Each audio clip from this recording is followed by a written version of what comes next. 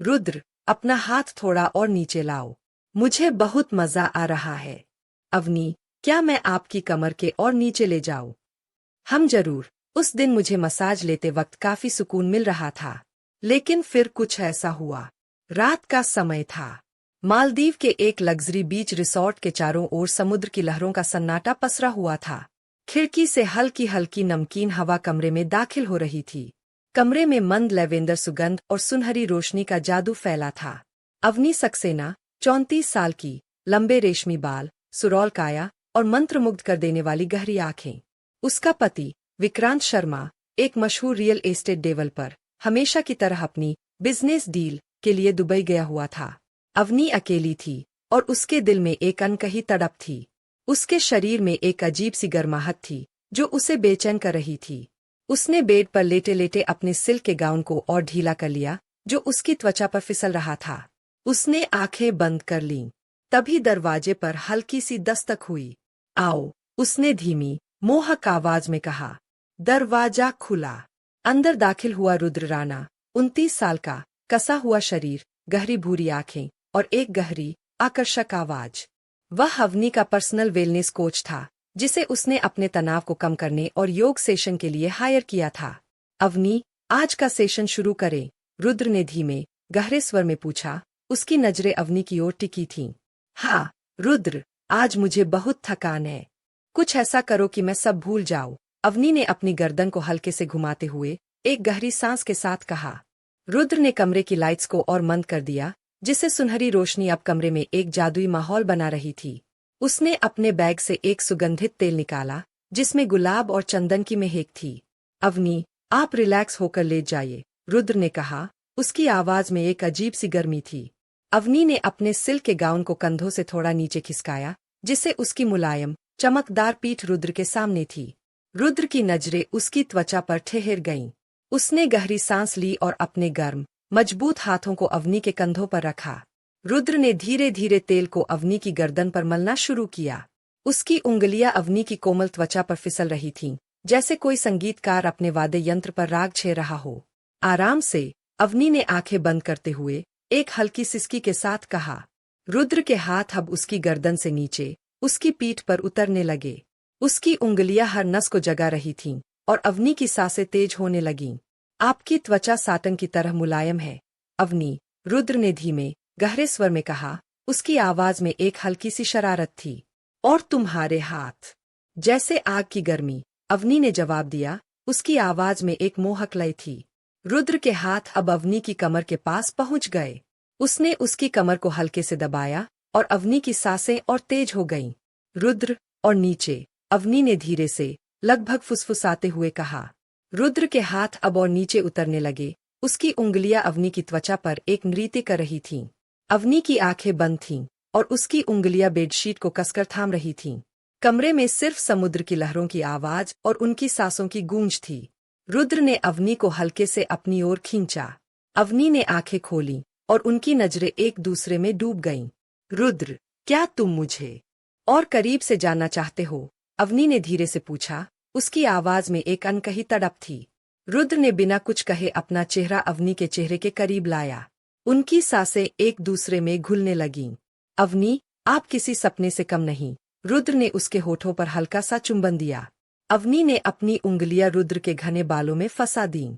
रुद्र ने अवनी को अपनी बाहों में कसकर पकड़ लिया और उनके शरीर एक दूसरे के करीब आ गए। तभी अचानक दरवाजे पर जोर की दस्तक हुई। अवनी और रुद्र दोनों चौंक गए। कौन है? अवनी ने घबराते हुए पूछा। रुद्र ने जल्दी से अपनी शर्ट ठीक की और अवनी ने अपने गाउन को कसकर बांध लिया। दरवाजा खुला। सामने खड़ी थी सान्या, विक्रांत की पुरानी दोस्त और बिजनेस पार्टनर। उसकी आंखों में एक शातिर चमक थी। अवनी, विक्रांत सर का फोन आया था।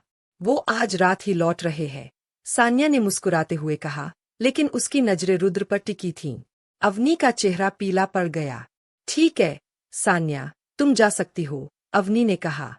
लेकिन सान्या ने रुकते हुए रुद्र की ओर देखा और कहा, रुद्र, जरा मुझसे बाहर मिलो, कुछ जरूरी बात है। अवनी ने रुद्र को आंखों से इशारा किया। रुद्र सान्या के साथ बाहर चला गया। बाहर, सान्या ने रुद्र से कहा, मैंने सब देख लिया, रुद्र, तुम और अवनी अगर विक्रांत सर को पता चला तो तुम दोनों की जिंदगी तबाह हो जाएगी। रुद्र ने उसका हाथ पकड़कर सख्त लहजे में पूछा, तुम्हें क्या चाहिए सान्या? सान्या ने उसकी छाती पर उंगलियां फिराते हुए कहा, मुझे वही चाहिए जो तुम अवनी को दे रहे हो। अगर तुम मना करोगे तो मैं विक्रांत सर को सब बता दूंगी। रुद्र ने उसे धक्का देकर दूर किया। मैं तुम्हारे साथ कोई समझौता नहीं करूंगा, उसने गुस्से से कहा। सान्या ने हंसते हुए जवाब दिया, ठीक है, फिर कल सुबह तक विक्रांत सर को सब पता चल जाएगा। रुद्र ने अवनी के कमरे की ओर देखा। अवनी खिड़की के पास खड़ी थी, उसकी आंखों में आंसू थे। रुद्र, अब क्या करें? अवनी ने कांपती आवाज में पूछा। रुद्र ने उसका हाथ थामकर कहा, तुम चिंता मत करो, मैं सब संभाल लूंगा। लेकिन हमें सान्या का सच जानना होगा। रुद्र को शक था कि सान्या और विक्रांत के बीच कुछ गलत चल रहा था। उसने अवनी को बताया कि उसने कई बार सान्या को विक्रांत के साथ देर रात फोन पर बात करते सुना था। अवनी के होश उड़ गए। उसने रात को विक्रांत के फोन की जांच की और पाया कि सान्या के नाम से कई मैसेज और कॉल्स थे। एक मैसेज में लिखा था, मुझे तुमसे मिलना है, कल रात तुम्हारे पुराने विला में। अवनी का खून खौल उठा। उसने रुद्र को फोन किया। रुद्र, मुझे तुम्हारी बात पर यकीन हो गया। विक्रांत और सान्या के बीच कुछ तो गलत है। रुद्र ने कहा, अवनी, तुम मेरे साथ आओ, हम दोनों मिलकर सच का पर्दाफाश करेंगे। अगली रात अवनी और रुद्र ने विक्रांत का पीछा किया। विक्रांत अपने पुराने विला में गया। अवनी और रुद्र छिपकर खिड़की से देख रहे थे। अंदर विक्रांत और सान्या एक दूसरे के बहुत करीब थे। विक्रांत ने सान्या के बालों में हाथ फेरते हुए कहा, अब जब अवनी को कुछ शक नहीं, हमारा रिश्ता और मजबूत होगा। सान्या ने हंसते हुए कहा, और रुद्र को तो मैंने डरा ही दिया है, अब वो कुछ नहीं करेगा। अवनी के पैरों तले जमीन खिसक गई। रुद्र ने अवनी का हाथ कसकर पकड़ा। अब समझी, विक्रांत ने तुम्हें धोखा दिया और मुझे तुम्हारी जिंदगी से दूर करने की कोशिश की। अवनी ने गुस्से से कहा, रुद्र, अब मुझे तुम्हारी जरूरत है। मुझे विक्रांत और सान्या को उनकी करतूतों का मजा चखाना है। रुद्र ने अवनी को गले लगाया।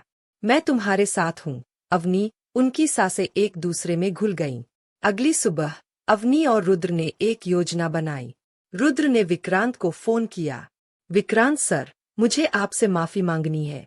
जो भी हुआ उसके लिए मैं जिम्मेदार हूँ।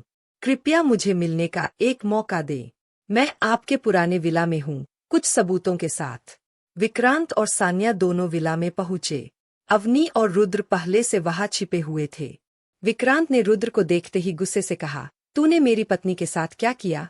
रुद्र ने शांत स्वर में जवाब दिया, विक्रांत सर, असली धोखा तो आप और सान्या दे रहे हैं। अवनी बाहर आई और कहा, विक्रांत, मैं तुम्हारे और सान्या के रिश्ते का सबूत देख चुकी हूँ। तुमने मुझे सालों तक धोखा दिया। रुद्र ने विक्रांत के सामने सान्या के फोन से मिले मैसेज और एक रिकॉर्डिंग रख दी, जो अवनी ने रात को ली थी। विक्रांत का चेहरा गुस्से से लाल हो गया। उसने सान्या की ओर देखा और कहा, तूने मेरे साथ भी धोखा किया। सान्या ने सफाई देने की कोशिश की, लेकिन विक्रांत ने उसे धक्का देकर कहा, मेरे जीवन से निकल जा। अवनी ने विक्रांत की ओर देखा और कहा, विक्रांत, मैं तुम्हें छोड़ रही हूँ। मैं अब अपनी जिंदगी अपनी शर्तों पर जीऊंगी। रुद्र ने अवनी का हाथ थामा। दोनों ने विला छोड़ा और एक नई शुरुआत की। कुछ महीनों बाद अवनी ने अपनी खुद की वेलनेस रिट्रीट खोली और रुद्र उसका पार्टनर बना। दोनों ने मिलकर एक ऐसी जिंदगी बनाई जहां